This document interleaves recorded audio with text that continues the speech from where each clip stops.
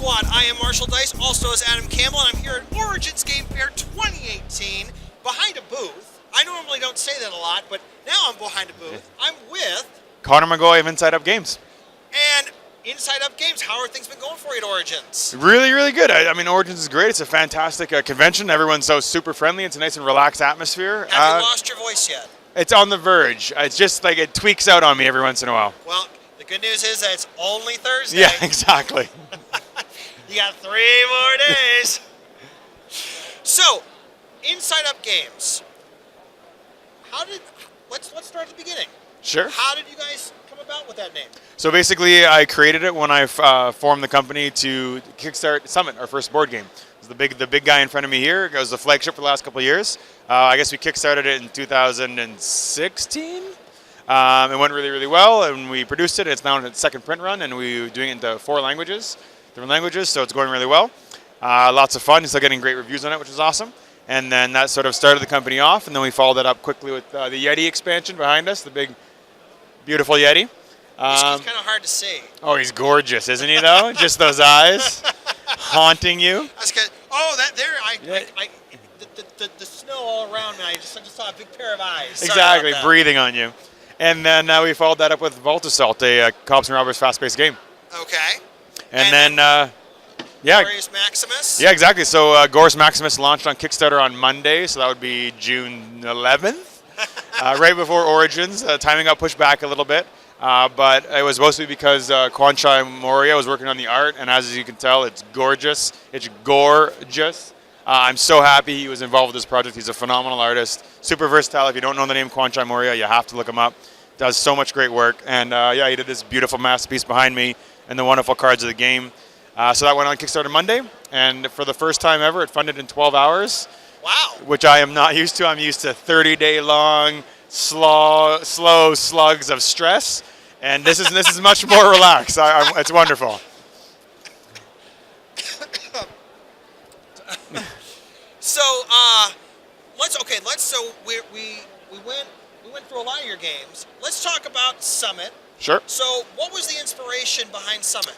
Well, basically, I was the guy in my group of friends who picked the game, whether it was family game night or gaming with friends, that picked the game for when people were coming over. And it's always like, okay, who's coming? How many people? What are we going to play? Who likes what? Blah, blah, blah, blah, blah. What kind of chips should I get? Yeah. What kind of dip? No chips. No chips. What kind of drinks? Drinks. Drinks are allowed. I'll allow drinks. No chips? Not with the cards. Greasy hands on everything. Oh, that's true. Right? That's true. Chips are for after the game. I guess I can't or before the game. Come to your game night. Well, you can. I'll just get napkins. But yeah, no, so I was that guy. So I wanted to create a game that could be played no matter who came over or if no one came over. So it's 1 to 6 players, competitive, cooperative, and obviously solo. It's a 2-sided board, a survival game where you're either working together or at odds to ascend and descend a deadly mountain, building a new mountain every time you play, and there's pretty much everything you can think of in the game. From tile laying and route building, manipulation, you have individual player mats with their own asymmetrical stats and abilities. So I know that you and I are talking about it, but here's something we do on Dice Squad. It's brand new for 2018. I need your help. Let's bring, because I want the viewers to see this awesome board and your game pieces and everything like that. I'm going to need your hand real quick. Yeah, like that. We're going to pull the camera forward. Are you ready for this? All right. Is it going to hurt? Well, my arm is kind of, I've been pulling the camera forward, back and forth. Like I had one guy only got halfway. Yeah, I can see that. The rest of the way. All right. All right, you ready for this? Yeah, let's do this. Right. Oh. You're going to pull. I'm going to pull something, all right. Okay. There we go. All right. So, tell us again one more time about how we play Summit. Certainly. So yeah, so basically the board is set, it's a 2-sided board. Right now it's set up on the competitive side, so it has the karma track here on the right-hand side. Basically from the lovely heavens and hell, if you will. And what's going to happen is you'll be starting at the base camp, and there are difficulty settings from very easy to very hard. So depending on where you start this base camp, the game will get longer or shorter. You'll be laying tiles from your hand to build a route up the mountain. There are different types of tiles. There are thin hairs. There's people walking by making wonderfully goofy faces. You're getting me back. That's fair. Thin air tiles, icy tiles will have more knots to slow you down, and then neutral tiles where nothing bad happens. And in this game, if nothing bad happens, that's a good day. You'll be making your way up the mountain and making points for pole position as you arrive. The competitive side is made interesting by the addition of the karma cards. So during the race, we'll play cards to actively help or hurt each other with karma. If you seem like a nice guy, so you're going to be a sweetheart, you're making points for sharing your food or oxygen and what have you. I might be a bit of a jerk because I'm a Canadian, so what I might do is I might cut your rope and send you back down the hill. Why would you do that? Oh, Canadians are the worst. Really? No, we're the best. I was going to say, they seem so nice. We're all right. And your bacon is like the best. Yeah, you're right, our bacon is. Although I ate at Melt, and there was deep fried mac and cheese. I mean, Americans know how to do some things right, and that, my friends, is done right. Melt is good. Oh my goodness, that is delicious. Melt is good. All right, So all yes. right, sorry, back in the game. Sorry, we're talking about dinner. All right. So, you'll be laying the tiles, making your way up the mountain. There are 6 asymmetrical player mats with their own stats and abilities. Each player is responsible for carrying their own food and oxygen, and as they carry more resources, their weight increases. And as their weight increases, their speed decreases. So it's resource management and press your luck. How fast do you want to move? How many supplies do you want to carry with you going up and down the mountain? At the end of playing your turn and moving, you'll roll the big chunky dice to see what my mountain's going to do to you. And usually it's going to be awful. So the first thing you're going to do is see if you've triggered any of the events, and they're 80% bad. Most of them downright awful. So a blank is much better than drawing one. And then how much food you're going to have to eat, whether you're going to eat none, a little bit, a lot, or whether the overall weather on the mountain is going to get worse, affecting all players. You simply do that and you'll pass it around, playing karma cards to help and hurt. If you flip the board over, then it's now the cooperative version of the game. Two-sided board. So instead of a karma track here and a position track, you now have a Sherpa track and you have a time of day. And this is built a little bit more in reality, where you wouldn't be backstabbing people on a mountain. And you will now, there is no halfway camp. You'll be making your way from the base camp to the summit and back, only being able to resupply from your Sherpa. But because I'm a designer and a jerk, I created a new deck of cards that gets shuffled into the event stack and goes after those Sherpas, now hurting them and harming them, knocking them out of the game. So you'll be working together, and unlike most cooperative games, if someone is eliminated, it's not game over. It's more like real life, where you keep going on, maybe you scavenge off of their corpse and keep going, or I might say, I'm not going to make it, take my supplies and go on without me. That's Summit. Scaling a mountain never was so deadly. Exactly. It's the hardest mountain you'll ever climb while sitting. I've done a lot of things sitting. I have been to class. I've taught a class while sitting. And I have played a board game while sitting. I've never climbed a mountain It's true. while sitting. Difficult to do. That is a challenge. So then let's look at your next, or no, I'm sorry. So we went Summit. Yep. Now we're Vault over, Assault. I was going to say, you bobbed and weaved me here because I was going to go this way. So Vault Assault. Yeah, so Vault Assault is a much lighter, simpler, a bit more family-friendly game. A little less cutthroat, where it's cops and robbers. It's a real-time dice game where you'll be stealing as much money as you can from the bank or trying to chase those robbers away. I see donuts on dice. You see donuts on dice. That is absolutely correct. So what's going to end up happening are there 2 phases to the game. The first phase are when the robbers are trying to cut the wires on the dice to steal the diamond. And then there'll be the Vault Assault, where they're trying to rob as much money from the vault as possible into their little getaway cars and escaping.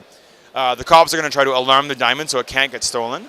A little bit of push your luck as always. But then what the cops do is they will be creating mosaics with the dice to signify every stage of the game, if you will. So the first thing they have to do is eat their donut. Then they have to build a steering wheel. Then they have to surround the robbers and then arrest them.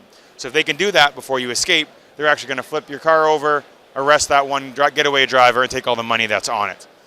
Once we've done that, we'll simply switch roles. So now you would become the cop, I would become the robber, and we'd go back and forth.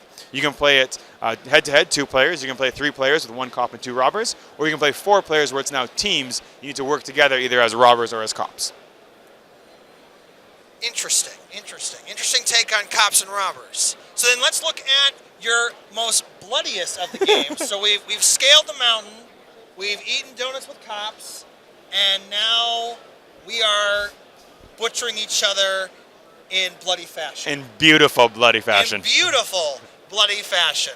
That's right, yeah. So Gorus Maximus is a nice lightweight trick-taking game for 2 to 8 players with just enough skill and trickery in there to kind of turn it on its head and make you think a little bit more about how you play the cards and when to play the cards. Everything from the positive crowd favor, which equates to points at the end of a round, to the negative favor, which they keep hiding on me for their example. There it is right there. So a negative favor, which is the -4. So it's not so much straightforward as just all going to win every trick. It's going to be easy. You have to be very selective in when you play those cards. Another couple interesting mechanics is there's end round scoring, where only certain cards score at certain points in the game, but then also the ability to manipulate trump during the game. So what ends up happening is, in our example here, if green is played, you have to follow suit, just like in every other trick-taking game, playing more green if you have them. The one exception is, if you were playing your lovely green bear, and then Jeff wanted to join in and steal that trick, he could match the rank instead of just the school. By matching the rank, trump changes immediately to that, and he is now winning the trick. So that little bit of strategy actually changes the game almost completely, because of that little bit moment more of a pause where you have to really strategize how and when you're going to play those cards. So it's a lot. So it has a little bit of like a Uno kind of aspect. Yes, but only in the way that you can match rank, because that doesn't actually change what's called for. So if we were playing more players, they would still have to play green cards if they have them, because they're going with what's called for, not with what's trump. So yeah, and it's going really well. We've been doing demos here all weekend, which is lots of fun. We can do one afterwards if you'd like. And then, so it kickstarted on the Monday, and we're unlocking stretch goals right now. In the U.S., the base pledge is $15, or the premium game's $20. And we've already unlocked poker chips into the premium game, so I don't know why you want to spend a couple bucks more and get a great game. And we'll have a link, like right now as we're talking, like big bold letters are going to be right there with a link. Click to the Kickstarter. the link. To click it. That one. It's somewhere in this video. Within the frame. Yeah, somewhere in this there'll be a. On my big old- face. Just put it right on my face. Just right there. But yeah, what more could you want in beautiful, beautiful bloodshed? Exactly. But where can people also find Summit and Vault Assault? So they're both in distribution as well in the States, so you should be able to find them at your friendly local game store. If they don't have it, then ask them to bring it in. They should be able to do that as well. Or you can find us at InsideUpGames.com. And we'll also have a link below. So below this video, in our wonderful text box, we'll have a wonderful link where you can check out everything about Inside Up Games.